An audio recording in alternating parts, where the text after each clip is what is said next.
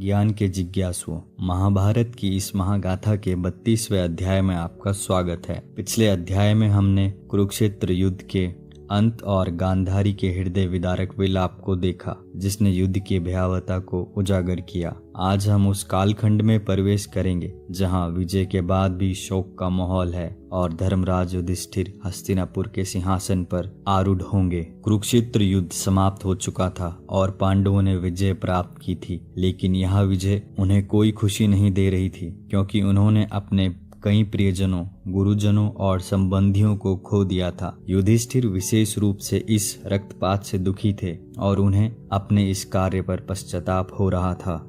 भगवान श्री कृष्ण, व्यास और अन्य ऋषियों ने युधिष्ठिर को समझाया कि यह युद्ध धर्म की स्थापना के लिए आवश्यक था और उन्हें अपने कर्तव्य का पालन करना चाहिए। उन्होंने युधिष्ठिर को हस्तिनापुर का राजा बनने और अपने राज्य का शासन करने के लिए प्रेरित किया।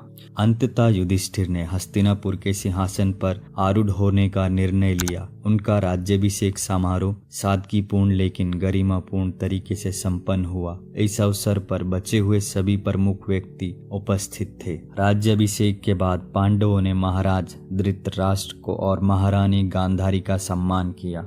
धृतराष्ट्र और गांधारी अपने पुत्रों की मृत्यु से गहरे शोक में थे और युधिष्ठिर ने उन्हें हर तरह से सांत्वना देने का और उनकी सेवा करने का प्रयास किया। इस अध्याय में धृतराष्ट्र का शोक विशेष रूप से वर्णित है। उन्होंने अपने पुत्रों को खोने का दर्द महसूस किया और अपने पूर्व के गलत निर्णयों पर पश्चाताप किया। भीष्म पितामह जो बाणों की सैया पर लेटे हुए थे, उन्होंने भी युधिष्ठिर को राजधर्म और जीवन के महत्वपूर्ण सिद्धांतों का उपदेश दिया।